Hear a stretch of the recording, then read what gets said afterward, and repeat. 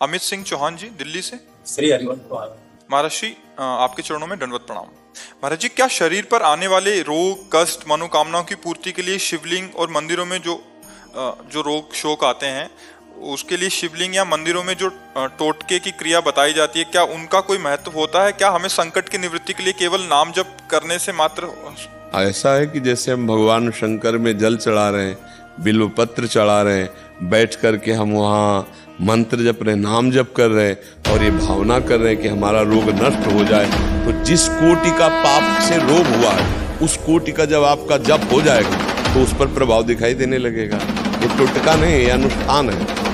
लो नाम जप करना, मंत्र जप करना, जल चढ़ाना, बिल्वपत्र चढ़ाना और भावना से हम प्रार्थना करें कि हे भगवान शंकर हमारा रोग नष्ट कर दो, तो जब उस कोटि का जप हो जाएगा उतना तो आपका रोग नष्ट हो जाएगा।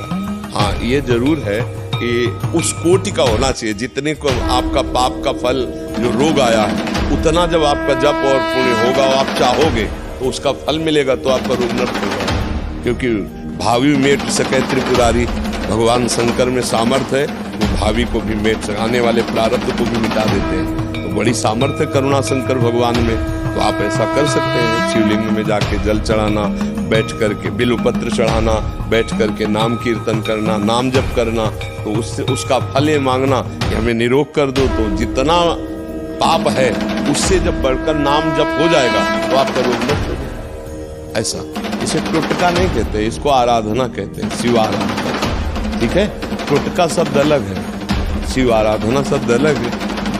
नहीं, इसको टोटका तो कहते हैं, इसे जादू टोला थोड़ी कहते हैं, ये तो शिव आराधना के अंतर्गत है।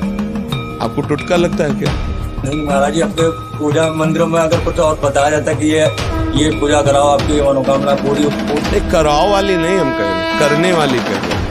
कराओ वाले में तो फिर अलग हो सकता है कि भाई इतनी दक्षिणा दो, ऐसा करो वैसा, उस पर हम नहीं जाते हैं। हम आपके करने से कह रहे हैं। आप एकांत मंदिर में गए, शंकर जी में जल चढ़ाया, 4 बिल्वपत्र चढ़ाए, बैठ करके भाव से नाम जप किया, नाम कीर्तन किया और हे भगवान हमें स्वस्थ कर दो या हमारे परिवार को स्वस्थ, तो हो जाएगा। इसमें किसी के बिचौलिया की थोड़ी जरूरत है, नहीं, अपने सीधे जाओ। और अगर तुम्हें ऐसा लगता है कि रुपया दें और अनुष्ठान कराएं तो फिर विश्वास करके करो। ऐसा विद्वान भूमि मिलना चाहिए जो मंत्रानुष्ठान ठीक से करे, तो आपका पैसा शुद्ध हो, धर्म वाला, और उसको दक्षिणा दो, तो ऐसा भी हो जाएगा। तो हमें लगता है सरल भाव में यही अच्छा है कि अपने बैठ करके भगवान का कीर्तन करें, भगवान की आराधना करें, उन्हीं से प्रार्थना कर लें।